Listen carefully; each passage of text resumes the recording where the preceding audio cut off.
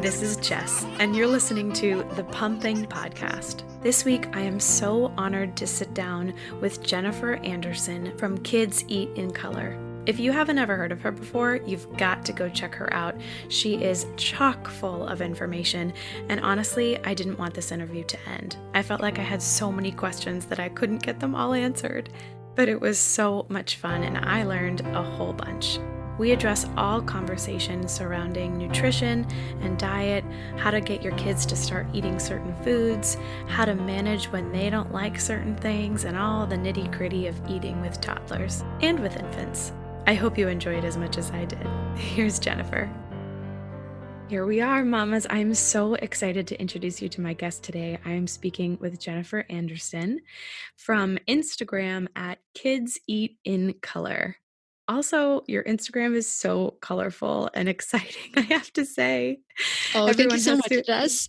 Yeah, everyone has to go check it out. Kids Eat in Color. She is a mama of 2 boys, and she is a registered dietitian nutritionist.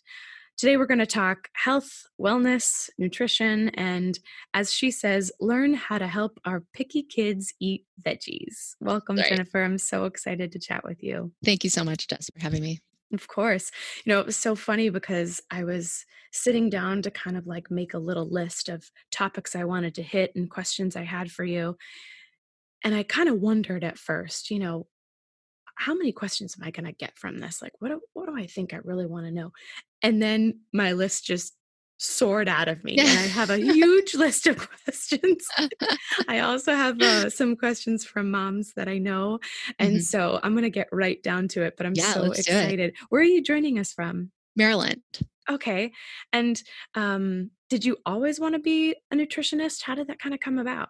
No, I had never even thought of it until I went to college. I studied cultural anthropology, and I graduated, and I wanted to do some like community work. I wanted to do something that felt meaningful to me, and I found a job as a youth nutrition program coordinator at a food bank.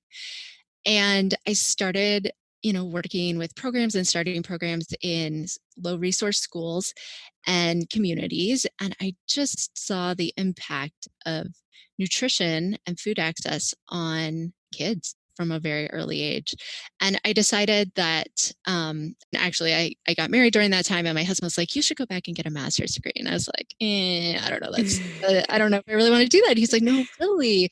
And he talked me into it, and I'm glad he did, because it was something that was good for me, but it really, at that time, it took somebody else. I didn't know anybody with a master's degree. Mm-hmm. So it was really outside of even myself. Like, what does that even mean? And so I went back and I studied nutrition, and I didn't realize I needed a lot of prerequisites for that. So I went back to school for 3 years, and, undergrad classes of chemistry and biology. And that's when I got my master's of science and public health, and then became a registered dietitian after that. So I took the long route, the 6-year route plus bachelor's. It was like 10 years of school. Yeah, but it seems like you've got a lot of knowledge in there. So that's the most important. Mm-hmm. So that kind of ties into my next question, which is, what did life look like before you became a mom? So were you just starting the nutritionist stuff? What were you working on? Yeah, actually, right. So I had just finished school, and we were trying to get pregnant, which took a lot longer, and that's a whole other story. And I was anticipating, but I was looking for a job pregnant. And there actually wasn't a lot of time that I was working and did not have children in one way or another. So so I went to go look for a job, and I had a really hard time. And I eventually found a job doing like communications and information management for the USDA. I was a contractor, and I coordinated information for their national SNAP Ed program. So it's kind of complicated what I did, but to put it simply, I supported the program that did national education for people who receive SNAP Okay. or food Okay. stamps. Got it. So I did that for 7 years, and during that time, I also started Kids Eat in Color. My own son fell off the growth chart when he was very young, or started to. That took a while. And I learned that feeding kids is really difficult. It's not at all the easy thing that like pictures of moms feeding kids broccoli looks like. And I when my son was 3 and I was making these cute little preschool lunches just to get him to eat, I thought, you know what? I cannot be the only mom having this Yeah. problem. And that's where Kids Eat in Color came from. Well, you answered my next question. That's awesome. What were the beginning steps of that? Did you just kind of play and test, or were you coming from your nutritionist background, and did that have any research in kids eating, or did you just kind of learn it as you went as a mom? Yeah, I had some training in feeding kids and parent feeding styles and what has the best outcomes for feeding kids. I got that stuff as part of my registered dietitian training and my master's training. But there is a pretty big difference between learning about that in a class and looking at your own child and being like, oh Yeah. my gosh, there's just so many other factors there. So it was a lot of research on my own, a lot of trial and error, a lot of, okay, how do I systematize this? How do I actually make this part of my life so that it works? And it was really good that I went through that with my first son, because it turns out my second son was actually a much more selective eater. Mm. And while my first son eating is just not his jam. He would rather be doing anything else, right? But my second son is more like, I don't like it. I don't like it. And I'm going to require like 500 exposures to tomato before I'll decide that I'll Yeah. eat it, Yeah. And so as far as like Kids Eat in Color went, that was really more like, I just have this feeling I need to help some other moms. Yeah. And I started by just posting pictures of my kids' lunches. That was it for a long time. So I want to go back to when your sons are babies. When they're babies, they're just starting out with food. In my mind, and I Mhm. am prefacing this by reminding everybody that I'm a mama in training. I'm not a mama yet. So I don't really know what it's like. But I've done a lot of babysitting and I've seen what different moms have done. Yeah. So to me, you should be able to control what they eat, I would think. And sometimes I feel like moms don't control it, even though they're the ones that do have the control. Yes. And they just kind of go according to, I remember this one story where I was babysitting this little kid, and it was actually it was one of those strange situations. I don't know if you've ever had this with babysitters or if you were a babysitter in the past, but I was there and the mom went out and then she came back for a little bit. And she had told me that, to start with lunch and these were the things that she could have and blah, blah, blah. And so we were starting. And then the mom came back from Oh, doing some errands and she started helping with the lunch, to which at that point, to be completely honest, I just want to be like, "Do you want me to go?" Because it's just weird and uncomfortable. But, the babysitting sorrows. But, she just kept giving her like, in that one sitting, she must have given her 20 yeah. options, like 20 Right. different things. And this little baby, I think she was over 1, but I don't think she was maybe 1.5, maybe Oh. something like that. She shouldn't have, in my mind, she shouldn't have that many options. It should be just, what are your thoughts on that? I'm rambling. Yeah, it's really the job of the parent to decide what kids are served. Mhm. And here's the problem. And I think before you have kids, maybe you have this ideal your kid is never going to eat junk food, they're never going to eat sugar, you name it. We have all sorts of ideas before we Exactly. have the children, and then they come and you're like, this isn't working out the way I thought it would be. Um, here's what we see, and this often hits right around 1 to 2, is babies are growing, they're eating a ton of food. Maybe they don't eat that much, but they feel like they're eating a lot. And then all of a sudden they hit 1 and they eat almost nothing. And you as the mom, this is and the reason I wear the reuse the word Yeah. mom is because it's almost always the mom who Yeah. freaks out, like in a real way. Like, oh my gosh, my child is starving. This is not a fabricated fear. This is not something I mean, for all this, like the previous 6 months or Yeah. the previous And then year, they were you've eating been every 2 to told 3 hours you, or whatnot. yeah, you are the sole nurturing source, whether you're feeding formula or breastfeeding, you are like, you're the source, like it's your job. And then all of a sudden your child stops eating and you flip out and Yeah. you're like, oh my gosh, I'm a terrible parent and my kid is in danger. And that's what it just takes over your mind, and it can become an obsessive thought, Mhm. right? It's like front and center. Here's what moms don't realize. Kids at 1 stop growing very much at all. They grow a couple inches. Babies triple their size in 1 year, which is Yeah. remarkable. Imagine how Ah, much energy that must take to triple your size in 1 year. Toddlers, on the other hand, grow a couple inches. That's like, how much food do they need for that? Not very much. And that's where so many moms fall into this trap of like, oh my gosh, they didn't eat that. I just have to give them anything that they'll eat mm. to get over this hump so that they'll continue to grow. What they don't realize is a 1-year-old might eat 3 bites of food in one day, and that's totally normal and okay. Oh my gosh, that's awesome to Yeah. hear. Now, the next day, they literally may eat as much as you. And then the mom is like, what? Now they're eating too much. So what we really have to do is step back with that 1 to 2 age and say, hey, I don't know how much my kid is going to eat, but it's going to be okay. And I'm going to continue to do my doctor's appointments like normal. And they're going to tell me if my child is growing properly.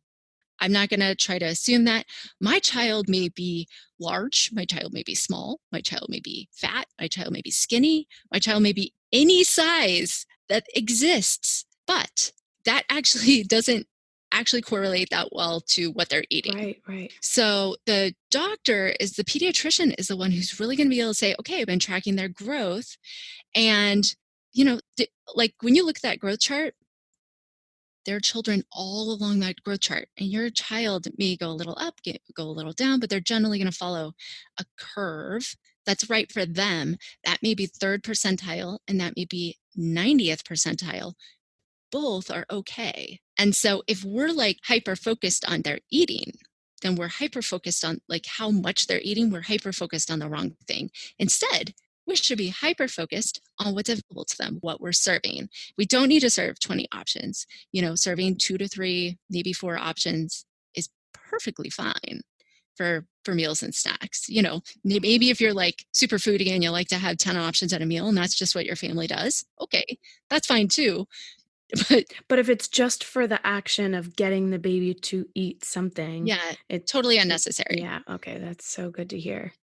Now, it doesn't mean that your child is not going to become picky. Yeah, of course. Many children become picky regardless of what you feed them.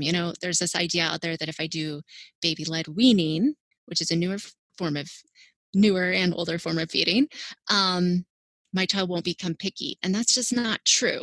It may decrease the risk of them becoming picky. So for some kids, they won't become picky because they did baby-led weaning. But many kids will still show selective behaviors and they'll still become picky eaters, regardless of what kind of weaning was done for them.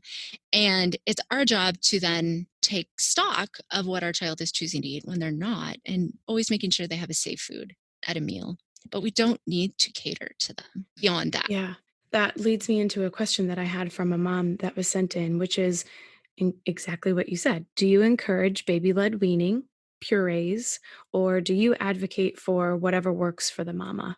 And how did you handle it with your I boys? always say I call my weaning method whatever you want weaning, because as a mom who had depression and anxiety, I could not. So I was treated very poorly by some moms who were very excited about baby-led weaning. And because of that, I'm always very sensitive to the fact that people who do baby-led weaning think they are doing something.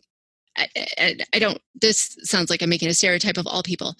Often the way that baby-led weaning is presented, even in the books, and I've read some of the books, is if you do this, your kid won't be picky. That's not accurate. That's not what the science says. There are downsides to baby-led weaning, just like there are downsides to purees. What's the most important is what I just described, which is you're the parent. You're in charge of what your child is fed. You need to teach them to eat. And that's the strength of baby-led weaning, is that you're allowing your kid to get messy. You're allowing your kid to experience different textures and different Mm-hmm. foods and different flavors. You know what? You can do all of that while also using purees. So I did literally whatever was easiest. And you know what? The tool that I think I would pay $1 million for, but really it's like 15, is a baby food grinder. Yeah. When you have made a meal for the rest of your family, because guess what? You have to eat too. And you're not going to eat food out of a baby food jar. And frankly, the stuff out of a baby food jar, I don't want to knock it, but also it tastes really gross. Yeah. So I could, personally, I just couldn't really feed that to my kids because I was like, this is disgusting. I don't want it in my mouth, and I don't want it. But other babies are like totally into it. So there's nothing wrong with it. But for me, it wasn't a good fit just for me. So I made some purees. My kids were extremely independent eaters. And the very first time at 6 months old, when I fed my first child, some mashed banana mixed with breast milk, like with a spoon, it was like nothing fancy. He grabbed the spoon, shoved it in his own mouth, and insisted he feed himself, basically from then on out. Wow. So he really weaned himself. Yeah. And I just I would thicken pureed food with fortified cereal, and I would use the baby food grinder because I'm not going to make a separate meal for the baby every night. That was way too much for me. Yeah. The best I could do was to make dinner for a family and then stick it in a baby food grinder with some liquid and grind it up at the table. Yeah. And then he basically got just what we had. And there was other times where I gave him age-appropriate food, like a piece of avocado. Oh my gosh, the time that I gave him a piece of avocado and he realized that he could feed himself chunks of food, that was really it. Mm-hmm. I mean, that was like the end of purees. And I don't know when that happened. That was maybe like 7 months. But I mean, the kid was extremely independent and liked to eat. But the most important thing that research has shown, whether you do purees or baby-led weaning or a mixture, there's a myth out there that says that if you mix baby-led weaning and purees, kids can be confused and it's a safety hazard. That is completely unsubstantiated. I talk to my friends who know about baby-led weaning and they're like, we don't have any idea where this idea came from. So as of today, I have no idea where that idea came from, and so I don't promote it. But there was some recent research that came out that compared like baby-led weaning and purees, and what they found is it wasn't really the foods that mattered as much as the parenting. Are you deciding where the food is served? Are you deciding what food is served? Are you allowing your child to decide whether they're going to eat and how much? Are you pressuring your child to eat? Are you playing that little airplane game where you're like, and you get them to open your mouth so you could shove some food in there? If that's not helpful, doesn't mean you're a bad parent if you use that. It just means that it's just not helpful. And so all these things are really important. They're really, really important. And those are the principles that I used weaning my kids. And then beyond that, the food, like you're going to take a mom, like so many moms have traumatic births, like breastfeeding did not go easily for me at all for the first kid. Oh my gosh, it was painful for 4 months. I had postpartum anxiety that I did not understand. I had a baby who screamed bloody freaking murder in the car. And so you better believe I did not leave my house during my maternity leave because it was miserable. And so I didn't have any support. I couldn't find a lactation consultant that was covered by my insurance, all this stuff. And now you're going to put this pressure on me to like make special baby food where I had to bake it, especially. I mean, I just couldn't. Yeah, no. Like, where's that energy going to come from? Exactly. I was like, am I keeping this kid alive? Yeah. And that's really taking up all my energy. So that's all you're going to get right now. Yeah, really, for reals. So yeah. So I baby-led weaning is great. It is not the only way, and it is not the best way for all families.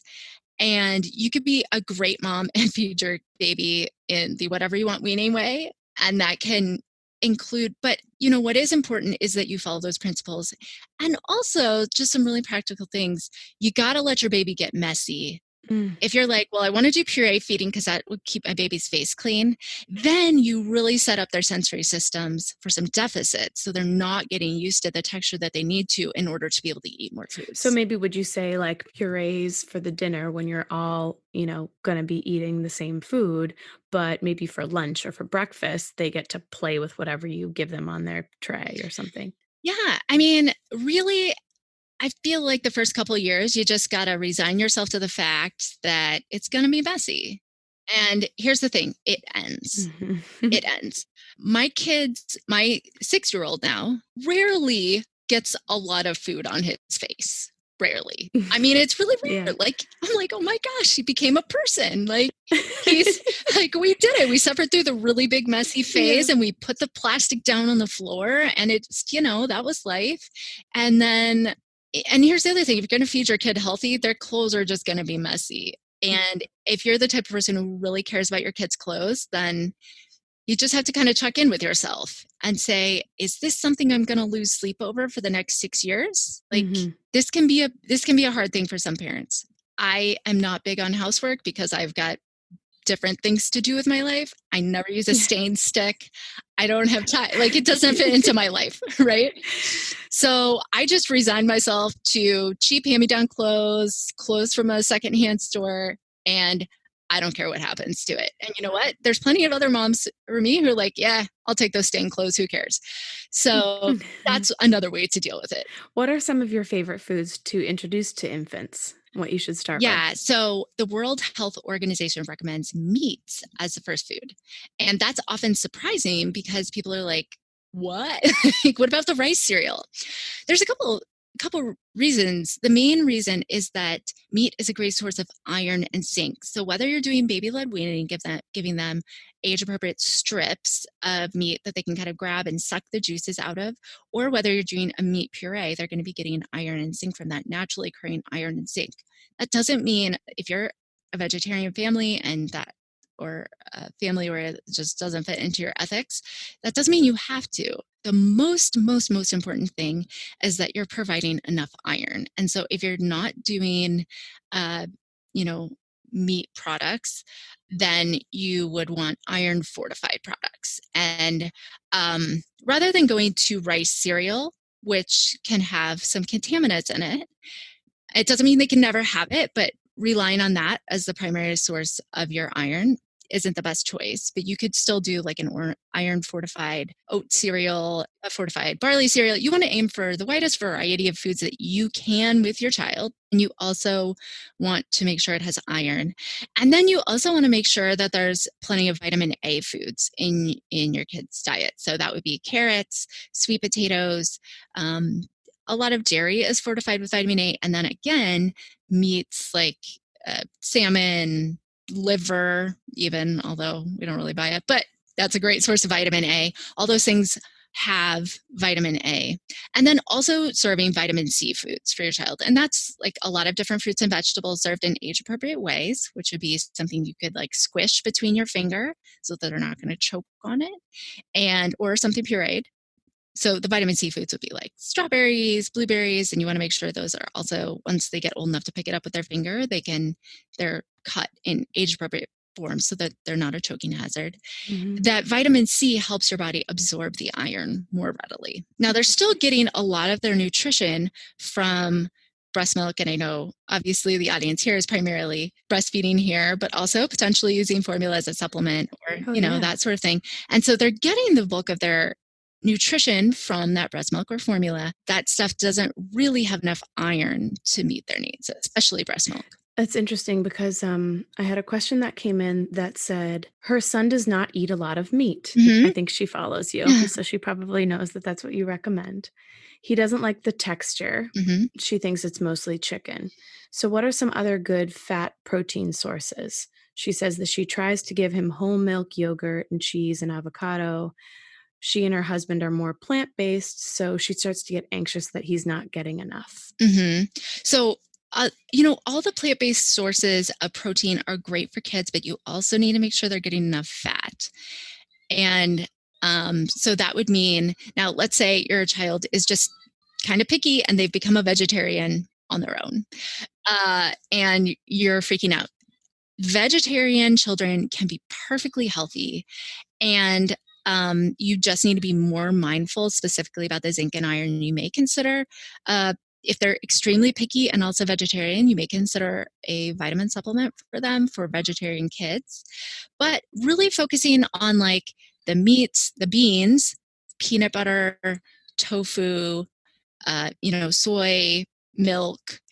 Don't go to like a nut-based milk, like an oat milk or an almond milk, or oats aren't nuts, but any sort of those grain-based milks or nut-based milks are almost never appropriate for children. The one exception is pea milk and soy milk. Those have enough fat and protein for toddlers. But you really need to focus on working those vitamin C foods in at every meal and snack, and making sure that you have a high iron food, which could be spinach, it could be a bean, it could be the tofu, it could be a peanut butter, raisins. Whatever those iron foods are, you got to pair them with a vitamin C food, because plant-based iron is not absorbed very well by the body. But if you mix it with a vitamin C food, it increases the absorption by 4 to 6 times. I should look for a chart on that and see like a list of those foods together and how they would compare. That's interesting. Now, I have to ask, from the ignorant point of view that I have, you say, oh, well, I make a meal for us, for our family, for dinner, and we sit down and we have it, and then I would puree the food for my child, for my infant. Do you mean like, okay, you make chicken parm for the family, and then you like throw chicken parm in the puree for the baby? Sure. Yeah. Really? They don't know what they're doing. They don't know anything. Yeah. Here's what I would most likely do. I would, make chicken parm for the family. And then if I had a child who wasn't really capable of chewing chicken yet, which is true of a baby, I might run it through the baby food grinder, which results in this chunky thing. I might grind the pasta differently. Now, babies can often learn to eat pasta depending on how it's prepared. And then, I'd make sure there was whatever on the side. I even a couple of times I even put salad through the baby food grinder, or chopped it up in the food processor, put a little salad dressing. Yeah. Now, in the beginning, am I right in understanding that you have to start with certain things, or that you have to kind of do one thing at a time? Because like if you're going to puree a whole meal, that could be like tomato and cheese and meat and all those things. So for a long time, the prevailing thought with allergy prevention was introduce one food, wait 3 days, introduce another. That has been updated to introduce as many foods as you want. Just wasn't that helpful. And what's more helpful is getting them more tastes of different foods in their first year. Well, yeah, because I'm actually, I'm not a baby, but I am on a very regimented diet right now for health reasons. And I'm kind of on a reintroduction phase as well. So I just added in nuts, and now I've had nuts for about a week. And so I'm going to start adding in some grains and oats, and just like a baby would. But it takes a long time. Yeah. And so what's more factors. Right. What's more important with babies is that you really just kind of introduce them to a lot of flavors and textures. And as soon as they are, here's another thing that I find people who do purees, they're like, because I get people who are like, oh, my 18-month-old is eating purees. When should I switch them to table food? And I'm like, let's back up. So purees are like a few months, unless you have a child who has a delay, like an oral motor delay where they're not learning to chew. If you notice your child not being able to chew, not putting things in their mouth, not putting toys in their mouth, not doing any of that, that's a big red flag. And I always recommend seeking out an evaluation from an occupational therapist at that point, even if you notice in your baby who's 9 months old. Because the earlier you get in on that, like the earlier you can get them back on the right track.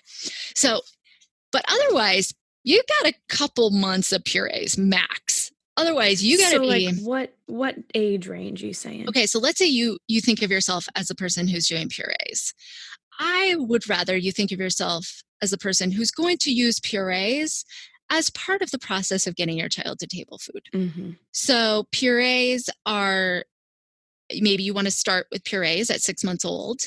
And then, but you already, by the time they're 7 months old, 8 months old, need to be thinking about chunkier food, seeing how your child interacts, always pushing their limit. Like, can they eat a bite of banana now at 8 months old or 7 months old? I mean, my kids, again, were just so into feeding themselves, and it was, they progress themselves pretty Yeah. easily, and I didn't have to think about it that much.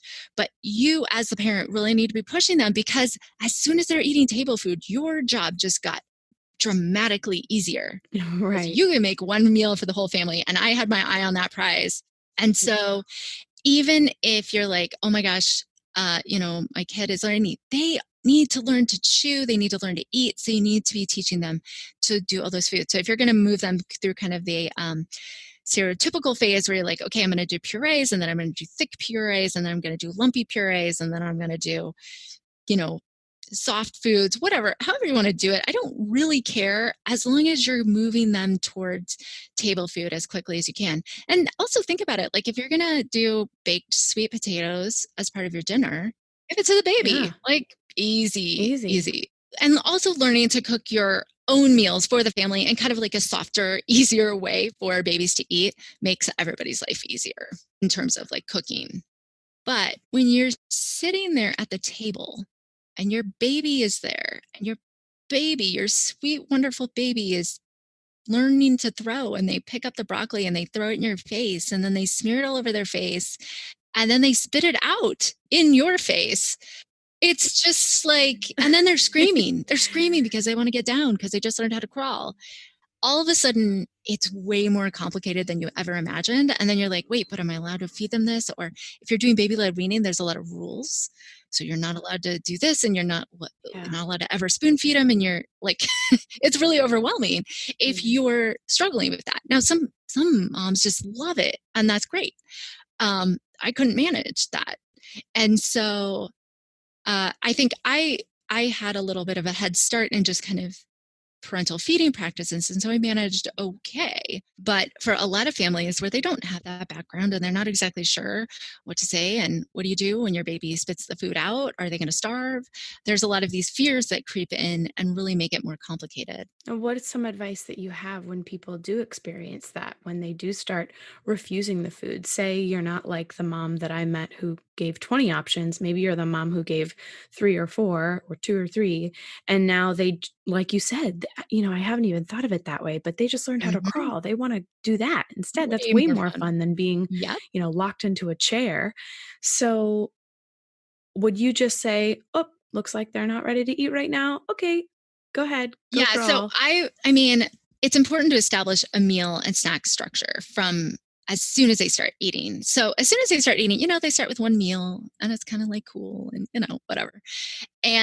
But you can use that, and they're still relying primarily on their liquid nutrition. As you go, you're going to start adding meals and snacks, and so by the time they're weaned, you want them on a schedule, and they don't get to choose when they eat. You get to choose when they eat. Mhm. And if they, they need to sit in the chair for a short amount of time. And I recommend starting with 1 to 2 minutes per year of age. So that's like 1 minute for a 1-year-old. And the reason I know that's appropriate is because I have an extremely active, energetic set of children. And so I'm a realist when it comes to this. Like, did Yeah. you get your walking 1-year-old, your running 1-year-old to sit for a minute? Good job. Yeah. So, but after you start with that, you can increase the amount of time that they're willing to sit. So you can use a timer, you can use a sound timer, get them to sit for 1 minute. When it dings, they can get down. But you need to help them sit for that amount of time. It's not an option. This is you becoming a parent. So when you have a baby, it's very easy to be just like this loving, nurturing ball of wonderful motherness, right? Yeah. And your child, it's not that hard to parent a baby, because it's Right. more just like, did I feed them? Did I change them? Did they play? Am Yeah. I reading? Things like that. Things start to change, right? Yeah. You're like, oh, Their or maybe personality comes out. 18, their personality comes out, 18 months, maybe they start their terrible twos early. Mm. maybe they start to have opinions, they start to assert their independence, and all of a sudden, you as a parent are like, huh, I think I need some strategies here. Yeah. And that's another part, is like we go from as infants, we're taught that kids need to be fed on demand. Babies need to be fed on demand because that is a best practice and has been shown to have great health outcomes. Problem is, that's not true of food. And nobody seems to be telling moms that. You mean beforehand you're talking about breast milk or formula, Yeah, breast whereas milk now or we're talking real formula, feed food. on demand. Like around 6 months, like most moms have found like a rhythm of how they're feeding their child. It's quote on demand at 6 months looks a lot different than on demand at 2 weeks Yeah. old. Yeah. You know what I mean? And, there's general times that babies eat, right? And yeah, you might nurse them at a different time for some other reason, but in general, they're not just eating for comfort. They're not eating for these things. They're eating because this is their body learning how to exist in the world. Now, when you introduce food, food is not an on-demand thing. Yeah. It's like solid food. Food is not on demand. Food is on a schedule. And your baby isn't allowed to choose when they get to eat. That's your job as a parent to make that schedule. And this is how we teach kids how to listen to their bodies, how to know when they're hungry and full, how to eat nutritiously, how to be hungry for meals so that they will eat the nutritious food that you make. And it's so important. And I've gotten a lot of pushback on that from people who are like, "Oh, but my child is hungry." And I'm like, "No, your child just ate an hour Yeah. ago. They're going to be okay. It's really okay. It's okay to experience the feeling of hunger because how else Exactly. would you Right. know what that is? It's really important. So you have to like from the time they start eating, this is snack time, this is lunch time. Every 2 to 3 hours for little kids is perfectly fine, and they just get weaned right onto a meal and snack schedule, and you maintain that's your parenting. That's like you starting your parenting skills of like, because believe me, as soon as your kid learns how to talk, they're going to be like, Mom, I want cookie. Right. And you're like, it's not snack time. Take And control when you also that's can. not on the menu. Sometimes it will be on the menu, but not today. Oh, that's so funny. Okay, I want to talk negotiating with food. I am so Okay. curious about your opinion about negotiating with food. So I was dealing with a family as well when I was babysitting, and the child wasn't eating. So they decided to come up with this negotiation, and they would get XYZ, and if they finished this, they finished that. However, it drove me bonkers because they would not follow through with their negotiation. Oh gosh. So that clearly, that's a parenting that's like a, how to parent podcast. But this is more about negotiation with food. Do you recommend it? Do you think it's helpful? No. So, using food as a negotiation tool is fraught with challenges. And it's going to have unintended consequences. So, this family, if they say, well, if you eat this, if you eat this chicken, I'm going to give you your strawberries. Well, what they're telling their child is that strawberries are better than chicken. Right. The more they say that and the more they hold out for those strawberries and the bigger those strawberries become and more wonderful and more delicious, anytime that that child is now presented with the opportunity of strawberries versus chicken, they're not going to eat that chicken No. ever. They're just going to eat strawberries Right. because they're wonderful. Right. Now, if you reverse that and you go back to this idea that like kids need to be able to choose whether they eat and how much, it's not our job to force them to eat. You put the strawberries on the chicken on the plate, and then you don't talk to them about it. You talk about their day, you tell funny jokes, and it's 100% their job to decide whether to eat what they're going to eat from what you've put on their plate or what's on their tray or what's on the table. And then you leave it at that. That's your job. Your job is to put it on the table, not to make them eat it. That's their job. Now, there's one exception. That one exception is if your kid has an eating disorder called avoidant restrictive feeding intake disorder, ARFID. That is a newer eating disorder that has been identified. There are some select cases where a therapist, as part of therapy, so under medical supervision, under psychiatric supervision, your child may be given rewards for eating a certain amount of food. That's the only exception. Mm-hmm. It's the only exception. And that's because the child is not eating enough to stay alive. They're literally starving. And so they're working on a new psychology so that the child can learn to support their body.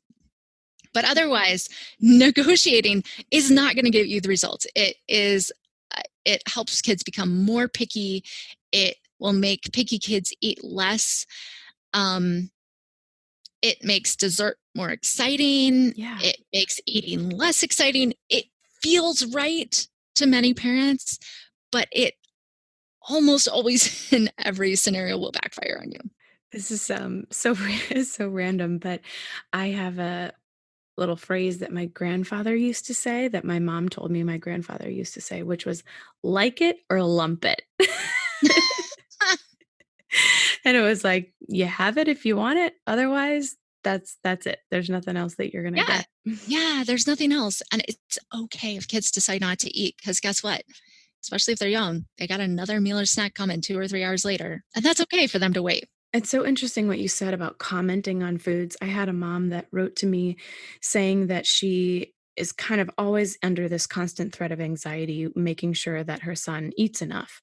She says, I try not to convey that to him, though. She doesn't make comments on how much he eats. She doesn't bargain with him like we're talking about with his food. She lets him eat what he wants. She gives him maybe a second or third helping and then moves on. She doesn't even like to comment on whether he likes something. Oh, do you like that? You don't like that? Um, is that kind of the best approach that you think? And then you just, Yeah, she's doing great. Yeah, she's doing great. I have no okay, good. So now critiques. I'm just finding this so fascinating. I'm going to try to speed up some of my questions so I can get you out of here, but this is just Okay. amazing. I want to hear, I saw in your Instagram posts, but I want to hear about Real Easy Weekdays. What is this? Sure. So Real Easy Weekdays is a meal plan for busy families, like real busy families who really don't like Yeah. cooking, but know they need to do it. And they want to make sure those orange veggies are on the table, Hmm. but they don't want to have to think about it. They just want somebody else to give them a suggestion for where that could fit in. That's what Real Easy Weekdays is. It's based on the idea of repeated exposure of food, of pretty simple meals, some convenience foods included. So if you're the type of person who will only eat unprocessed foods, it's not for you. But most of us are like working or doing a million things or got a kind of ton of kids around. We don't like cooking. I actually don't really like cooking. So this is the meal plan that I created for myself. And then I was like, I can't be the only person struggling with Exactly. this. And I kind of threw it out there to Instagram. I was like, would you be interested? And people were like, yes. So that's what it is. It teaches you to make a set of meals that you can rotate through on a regular basis so that you get fast at them. But you know what? It also includes like some homemade snacks. So if you want to once a week bake a batch of muffins, you can feel good about it. They've got some veggies in them and you can have a freezer stash, and it's how to build a freezer stash, but with only making these once a week, like, so you could do that on the weekend. So it includes a little bit of food prep, not a ton, but many of the recipes you could food prep for if that's your thing. And it's just really, really practical. It's also on sale right now. Ooh, where can Yeah. people find that? Real Easy Weekdays, it's available at kidseatincolor.com. It's also available at Kids Eat in Color. Let's see, I guess officially it's kidseatincolor.com/meal system. Okay. But you can also just find it on the website there. So yeah, it's easy. And it also includes an allergy supplement. So if your family has allergies, there's a top 8 free, gluten-free, dairy-free Great. supplement that goes along with it. That is not quite as easy because you can't use convenience foods, but it is safe. Well, I'll put all of those links in the show notes so people have them. With easy cooking and meal planning, I feel like parents always turn to carbs, the mac and cheese, Yeah. the quesadillas, They're delicious. of course. Why is that? And is there a way to like shift our focus and not think easy and think mac and cheese? Sure. So there's no mac and cheese in my meal plan, Now, I'm but not it's saying all mac very and cheese easy. is bad. I love mac and Of cheese, but course, of course, of course, yeah. But yeah, like kids, there's an idea that kids need kid food, and that's an idea that the food marketing um, sector has put upon us so that we will buy special food for our kids. Yeah. The reality is food. People eat food. Kids are people. People can eat whatever's on the table. And that's true of your kids too. You may need to chop it up small, or you may need to prepare it in a way that they like it. But of course, kids are going to love carb. And when we say carbs, often people are referring to like processed Right. carbohydrates. So like your crackers and your cookies and your mac and cheese. It's not bad for kids, but kids absolutely need carbohydrates. They need them to grow. Kids need tons of energy because even though they're only growing a couple inches a year, that's a lot of energy. So we need to make sure that we're not falling prey to the idea that carbohydrates are bad, that energy is bad, that calories are bad, or that kids don't need any of those things. They absolutely do. But I think we could just focus in thinking that like spaghetti squash is a carb and sweet potatoes is a carb, you know? Yeah, absolutely. Now, frankly, spaghetti squash is not my jam, and I would much rather serve my kids pasta. but Well, but yeah, I'm boring and absolutely. All the gluten-free. Yeah. all the potatoes, all the squash, the breads, the grains, that like oatmeal. Kids love oatmeal. Not all kids, but Yeah. like many kids can learn to like oatmeal. Many kids can learn to like rice and um quinoa. My kids are huge quinoa fans, probably because I don't give them a choice. Exactly. We eat tons of quinoa. So yeah, there's so many options. Like kids, the greater the number of foods that we have for our kids, the more competent they become at eating a variety of foods, which is the best thing can do for our health. How do you know when you're making a plate what your portions should be? How much, I mean, Small. I start okay. small. So the kid is going to decide how big their portions are going to be. And if you got a toddler, they might eat all strawberries for one meal. And that's okay. Because guess what? They're not going to eat all strawberries for every meal for a week. Exactly. And you, as the parent, should use some common sense to be like, if they ate a whole plate of strawberries today, I don't have to serve strawberries at all for the rest of the day. That's so smart to remember that you kind of let yourself off the hook a little bit in that. Yeah. Yeah. It's their job to decide whether to eat and how much. That's not your job. Your job is to decide what to make available at a plate. Now, I recommend, like, parents are like, oh my gosh, like, what about the food waste? Food waste is primarily caused by parents using too big portions. Like, if you got a 1-year-old, we're talking like 1 tablespoon of food per food. Mm, 1 tablespoon. wow. That's it. Like, put that on the plate, see what they eat. When they ask for more, give them more as many times as they want, and leave it at that. Like, wasting a tablespoon of peas is a lot less painful than wasting a half a cup of peas because you had it in your mind that you wanted your kid to eat a half a cup of peas. Yeah, absolutely. And if you know your kid doesn't like it, one half size of your pinky finger is fine for an exposure. Before I let you go, are there any last few words or tips that you want to pass along to moms? What do you want moms to know out there who might just be struggling with all of the elements around nutrition? Yeah. So what I really want you as the mom to know is that your worth as a mother is not dependent on what your child eats. Mm-hmm. You win when you put the food on their plate or on the table. What they eat is their win. It's not your win. So you're doing a good job. If you're putting food on the table, you're doing a good job. And if you have struggles, that's fine. Come and read my blog, come and visit my Instagram page or Pinterest or, whatever. Like, look for help on those little sticky spots, but just remember, you're doing a much better job than you think you are. Yeah, that kind of reminds me of my mom used to tell me when I was a kid, I would hold my breath when I was having a tantrum. And I guess my Mm. grandparents would freak out and say, Jessica's not breathing. She's not breathing. Like, you got to make her breathe. And my mom would just calmly say, she'll breathe when she needs to breathe. Like Right. she's not going to kill herself. She'll breathe eventually. Oh, This is just her right. tactic, you know? So it's that kind of Yeah. thing too, I think with food. It's like they'll eat when they need to eat. You allow that set time for food and snack time for meal and snack time. You put on the plate what the options are. And then if they eat all the strawberries and that's it, great. If they It's if they okay. don't eat Yeah. anything and they sat for a minute, or 2 minutes according to their age, then they get up and they play, they're going to be hungry eat later and they'll eat at the next mealtime. I think that's Yeah. really just a weight off of mom's shoulders. Right. And you know what? Some moms are they're going to be doing this and they're going to be like, oh my gosh, it's not working. Things are getting worse. They're getting worse and worse. And my child is eating less and less and less foods. That's the time to reach out for help, because there are kids who are really going to struggle, and it's not your fault.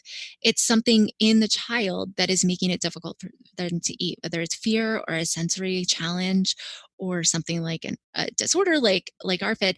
And that's when you need to reach out for help. I do have a therapeutic program for families of picky eaters, because for some families, they're going to be like, I'm doing all the right things and it's not working. Mm-hmm. And for those families, they're going to need more training. So I always like to remind parents that, like, it sounds simple and it's going to work for some families, but for other families, they're dealing with challenges that they really can't handle on their own, and they do need additional support. So if you've got this gut feeling that something is actually wrong, go with that gut feeling. Find a resource, whether it's mine or whether it's talking to your pediatrician or finding an occupational therapist. Listen to your gut in those things. Okay, my very last question. We didn't talk Yeah. much about your boys, but I always have to ask this question of my guests. So, what is something that you want to tell your 2 little boys now for when they are 18? Oh my gosh, that's a good question. I want to tell them. And it doesn't have to be food Oh, oriented. yeah, right. Well, it wouldn't be. That's the thing. That's the thing. I would want to tell them, gosh, that's a good question. Food is not the most important thing. Like, when it comes down to these things, you're like, no. Yeah. I want to tell them that I believe I believe in them and their ability to be a loving presence in the world. I love that.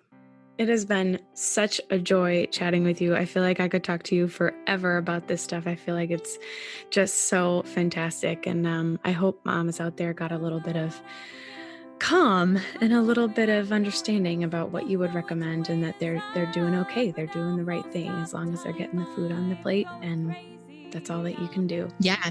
Make sure you check out Jennifer Anderson at Kids Eat in Color. I'll put all of the information in the show notes, but thank you so much for talking to me. Thank you so much, Jess. It's been so wonderful to be here and so wonderful to talk to all your moms. The Pumping Podcast is a podcast for moms and by moms, and I am your host. I'm not yet a mama. I'm a mama in training. If you're enjoying what you hear, please take a minute on iTunes to subscribe, rate, and review so more mamas out there can find us and listen along while they're pumping or breastfeeding. If you'd like to be a guest and share your story, email me at thepumpingpodcast@gmail.com. You can also email me if you have any questions for any of my guests, and I will reach out, get those answers, and relay them to you in a follow-up episode.